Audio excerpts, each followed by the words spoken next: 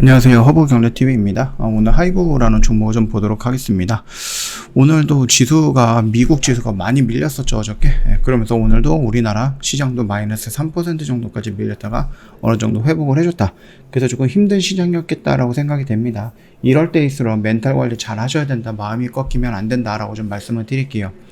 저 왼쪽에 보시면은요, 허브경제TV 공식 채널이 있는데 장중에 어떤 이슈 나오면 깔끔하게 정리해드리고 있습니다. 충분히 도움이 될 거다라고 저는 생각이 되고 있습니다. 언제든지 문의 남겨놓으시면 될 것 같고요. 카톡 친구 추가하실 때 아이디 같은 경우는 HERB2019예요. 요거 입력해 주시면 되겠습니다. 그리고 체험 신청 남겨놓으시면 되겠죠. 자, 하이브가 지금 BTS 군입대 불확실성에 4거래일 연속 하락을 했다. 뭐 이런 얘기가 나오고 있는데 이게 뭐 떨어뜨렸던 직접적인 원인이 된다라고 저는 생각하지 않습니다. 물론 하이브 매출 입장에서는 이제 BTS가 좀 압도적으로 많은 비중을 차지하고 있는 거는 맞습니다. 그러나 BTS가 군대에 대한 부분, 군대를 가야 된다라는 부분은 예전부터 간다라는 관점으로 봤던 부분입니다. 갑자기 이제 뭐 국방부 장관이라든지 아니면 뭐 국회의원들이 그래도 BTS는 군대 가는 것보다 그냥 남아서 공연하고 조금 우리나라 위상을 높이는 것이 낫지 않을까, 이런 식으로 조금 선심성 멘트를 치다 보니까 그러면 나 군대 안 가도 되는 거 아니야? 하이브 입장에서도 그러면 BTS 군대 안 가면 우리한테는 더 좋은데, 그러면서도 빨리빨리 결정하라라고 좀 얘기를 하다 보니까 그거에 또 미운털이 좀 박혔다? 뭐 이렇게 좀 생각이 될 수 있습니다. 그러나 우리가 이전에는 BTS가 군대를 가는 거는 너무나도 당연하게 생각했던 부분이기 때문에 이게 갑자기 또 불확실성이라는 키워드를 갖고 뭐 주가를 장난친다 라고 보기에는 어렵다라는 겁니다. 결국은 BTS의 군입대 얘기가 어느 정도 영향을 줄 수는 있겠지만 이렇게 주가를 밀어버릴 정도로 큰 영향을 주지는 못한다라고 생각을 하시면 됩니다. 그렇다면 다른 이유가 있겠다라고 보시면 되겠죠. 자, 5월 2일 날에 데뷔했던 르세라핌이라는 하이브에서 첫 번째 걸그룹이 나왔죠. 5천만 뷰를 좀 돌파를 했다라고 합니다. 그래서 하이브의 첫 번째 걸그룹의 저력을 보여주고 있다. 이런 식으로 얘기를 해주고 있는데요.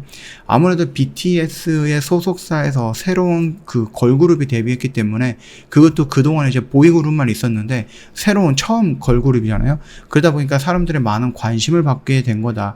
일단 흥행은 좋았습니다. 초반에 시작은 좋았다. 이렇게 봐주시면 될 것 같습니다. 만약에 BTS가 군대를 간다? 그러면은 르세라핌을 포함을 해갖고 지금 있는 아티스트들의 성장에 대해서 조금 더 집중적으로 관리, 감독이 가능하지 않겠습니까?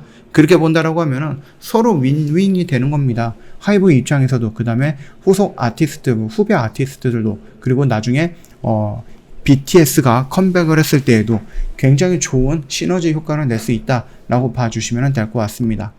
자, 오늘 윤석열 정부가 출범을 했습니다. 그러면서 이제 문화예술 정책이 어떻게 바뀔 것인가라는 부분에 대해서 우리가 관심을 좀 가져야 되겠죠. K 콘텐츠 강화 방점입니다. 2027년 매출액 무려 200조 정도를 달성할 것이다. 그래서 예술인 지원책 같은 경우는 기존 정책 답습 우려도 있다. 예술인 권리보장법 시행령 추진 논의가 좀 필요하다. 그래서 1%에 불과한 문화재정 확충도 윤 정부 과제가 될 것이다 라면서 조금 포인트를 이렇게 좀 잡고 있는데, 일단은 5년 만에 정권이 교체가 되면서 문화예술 정책 방향이 어떻게 변화가 될 것인가 라는 부분 우리가 좀 기대를 많이 하고 있습니다.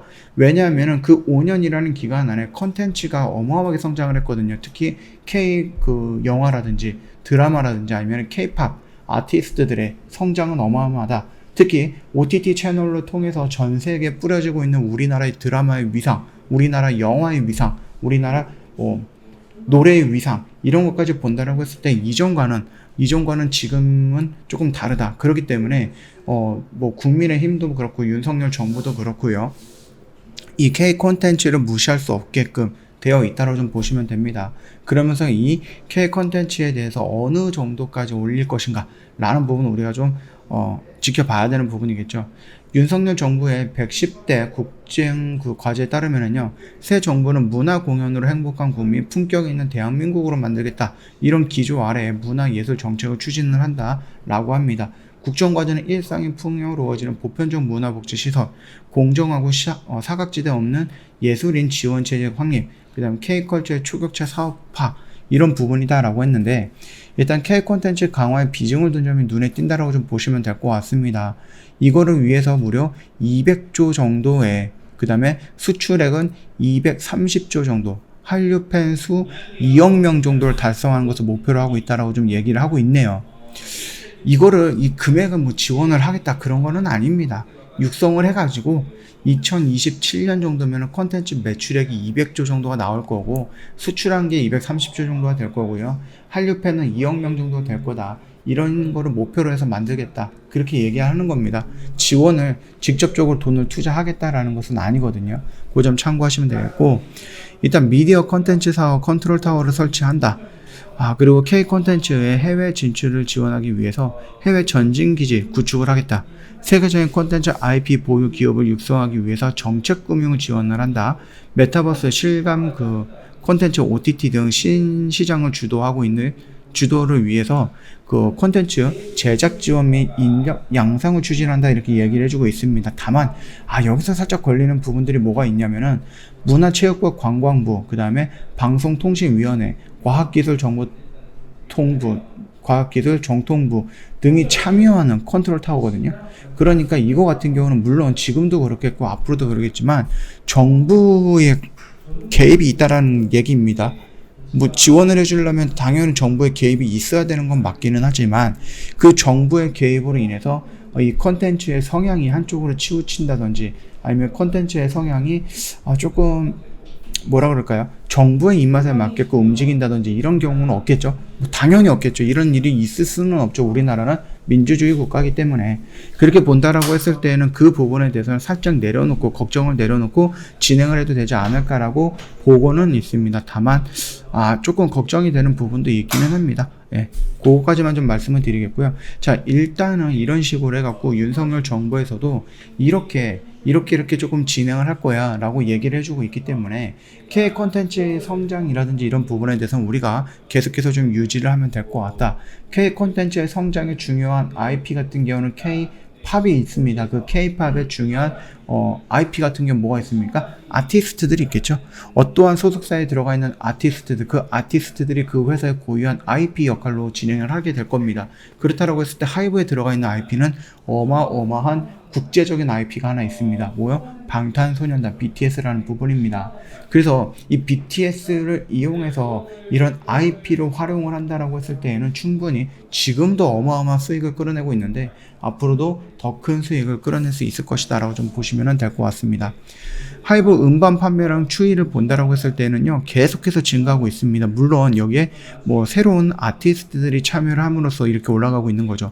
자, 그렇다라고 했을 때 새로운 아티스트가 이제 안 나온다? 그거 아니죠. 계속해서 나올 겁니다. 그렇기 때문에 음반 판매량은 이렇게 높아질 것을 좀 보고 있습니다. 콘서트 추이 역시도 마찬가지입니다. 여기에서 지금 코로나 때문에 진행이 안 됐던 부분이었는데, 이런 식으로 좀 급하게 올라가고 있는데, 역시 아티스트들의 숫자가 한 명이 공연하는 것보다 아티스트 5명이 돌아가면서 공연을 한다. 물론 인기 있는 아티스트가 있고 인기가 없는 아티스트가 있겠지만은, 그럼에도 불구하고 콘서트를 연다라고 하면은 거기서 들어오는 매출은 있을 거다라는 거죠. 이 콘서트가 적자로 진행이 되지는 않을 거예요. 그렇죠? 특히 하이브는 뭐가 있습니까? 하이브리드 공연이 있죠. 뭐예요? 직접적으로 공연을 참여할 수 있는 오프라인 공연이 있고요. 이것을 직접적으로 콘서트장에 못 가는 분들을 위해서 온라인 공연을 마련을 하고 있죠. 그래서 하나의 공연을 한다라고 했을 때, 예전에는 오프라인 공연 하나 요 정도만 좀 보였는데, 지금은 이 오프라인 공연 플러스 온라인 해갖고 시너지 효과를 내고 있다라고 보시면 됩니다. 그러다 보니까 지금 내가 좀 인기 없는 아티스트다라고 해도요, 콘서트를 연다라고 했을 때 그 콘서트에서 들어오는 매출은 이게 적자일 리는 거의 없다, 이렇게 생각해 주시면 될 것 같습니다. 그뿐만 아니라 위버스의 MAU 추이를 본다라고 했을 때도 꾸준히 증가를 합니다. 물론 아티스트들의 이제 컴백 이런 부분에 의해서 좀 추가하거나 좀 변동성이 있기는 합니다. 자, 그렇다고 했을 때 5월달에 컴백하는 거, 6월달에 BTS의 컴백을 본다라고 했을 때 2분기에 충분히 여기서 늘어나는 부분이겠죠. 이게 왜 중요하느냐? 여기서 참여하는 애들이 공짜로 참여하느냐? 그게 아니죠. 돈을 내고 참여한다라고 보시면 될 것 같습니다. 간접 참여형 매출이 이런 식으로 증가를 하고 있다라는 것은 긍정적으로 보시면 될 것 같습니다. 직접 참여형 매출 같은 경우는 아티스트들이 나와갖고 앨범을 제작을 해서 앨범을 판매한다든지 공연을 한다든지 아니면은 무슨 CF를 찍는다든지 아니면은 뭐 TV에 출연한다든지 이런 식으로 아티스트가 직접 일을 해서 버는 돈을 직접 참여형이라고 보면 되겠고, 이러한 영상들을 만들어서 제작해서 판다든지 아니면 아티스트들의 뭐 사진들을 찍어서 판다든지 이런 것들을 간접 참여형이라고 보시면 됩니다. 뭐 일단은 직접적인 참여형보다 간접 참여형이 늘어나는 것이 어떻게 보면은 하이브라든지 아니면은 엔터 업계에서는 더 좋겠죠. 왜냐하면 직접 참여형 같은 경우는 뭔가를 작업을 해야 되는 부분에 여기서 들어가는 기본적인 비용이 간접 참여형 비용보다 더 많기 때문에, 그래서 이익률을 따진다라고 하면 여기서 나오는 이익률이 조금 더 높다라고 판단이 되는 부분입니다. 그러다 보니까 간접 참여형 매출이 증가하면 증가할수록 나쁘지는 않다라고 보시면 될 것 같습니다. 일단 분기 실적 추이를 좀 본다라고 했을 때 들쭉날쭉하는 모습입니다. 이거는 어쩔 수 없습니다. 코로나에 대한 영향이 있었다라고 좀 보시면 되겠고, 연간 실적 추이도 어쩔 수 없습니다. 코로나에 대한 부분이다. 다만 이제 코로나가 조금 주춤해진다라고 보기는 조금 어렵겠지만, 그래도 우리가 위드 코로나가 진행이 된다 라는 모습까지 연출을 해본다라고 하면 충분히 오프라인 공연, 온라인 공연, 굿즈 판매, 뭐 여러 가지 판매들로 인해서 매출은 자연스럽게 증가하는 모습이 연출이 될 거다라고 좀 보시면 될 것 같습니다. 차트 흐름을 놓고 본다라고 하면 되게 좀 위험스러운 자리가 아닐까라고 생각하시는 분들이 있는데, 그렇지는 않습니다. 내가 이미 매수를 했는데 추가 매수를 어떻게 해야 되느냐, 손절은 어떻게 해야 되느냐, 또는 분할 매도는 어떻게 해야 되느냐, 반등이 나올 때 어디서 매도를 해야 되느냐 궁금하신 분들은요, 카톡 친구 추가하신 다음에 하이브라는 글자 하나 남겨놓으시면은 제가 일정 수량이 좀 모인다라고 했을 때 일정한 한 10명 정도 이상의 문의를 남겨놓으시면은 제가 그때는 영상으로 좀 디테일하게 이 자리에 대해서 한번 설명을 드리겠다. 이거 보시는 분들은 아실 거예요. 꾸준히 보신 분들은 아시겠지만 제가 이때부터 영상을 찍었어요. 그쵸? 그래서 올라가는 자리에서 어디에서 매도, 어디에서 추가 매수 또는 신규 진입, 이런 식으로 계속해서 제가 여기까지 끌고 왔습니다. 그렇기 때문에 꾸준하게 여기서부터 보셨던 1년 넘게 거의 2년인데요. 1년 넘게 거의 2년 가까이 보셨던 분들은 충분히 어느 라인에서 좀 접근을 해서 기다리면 반등이 나오겠구나 라는 부분은 이해가 하실 겁니다. 그렇기 때문에 궁금하신 분들은 언제든지 카톡 친구 추가하시고 저희한테 하이브라는 글자 하나 남겨놓으시면 좀 많이 올린다라고 했을 때는 그때는 제가 조금 더 자세하게 디테일하게 이 차트로 설명 한번 드리도록 하겠습니다. 저 허브경제TV 홈페이지 놀러 오시면은요, 이벤트 내용이 있어요. 저희가 6월 달에 회비가 좀 인상이 될 겁니다. 좀 많이 인상이 될 거기 때문에 1년에 120만원, 한 달에 10만원꼴을 이용할 수 있는 기회는 이번 달이 마지막이다라고 생각을 합니다. 요거는 놓치기 너무 아깝다라고 생각이 되거든요. 언제든지 저희한테 문의를 주셔야 될 것 같습니다. HERB2019 카톡 친구 추가할 때 필요한 아이디거든요. 입력하셔서 체험 신청하시면 되겠고, QR코드 이용하시면 더 편합니다. 이거 찍으시면은요, 바로 1대1 채팅 이런 버튼이 나와요. 요거 클릭하면 바로 연동이 될 겁니다. 그래서 4층 채널로 넘어가는 일도 없을 거니까 요것도 QR코드도 많이 이용해 주시면 될 것 같습니다. 오늘 힘든 장이었는데 고생은 많으셨다라고 좀 말씀을 드리면서 마감하도록 할게요. 영상 도움이 됐다 그러면 구독과 좋아요 한 번만 부탁드리겠습니다.